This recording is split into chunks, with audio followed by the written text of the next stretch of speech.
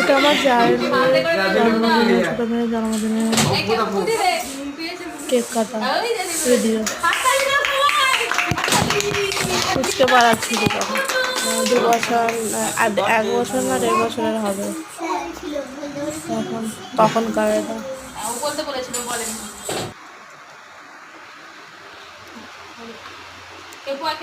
বন্ধু দেখা কাটা ওদিকে ওদিকে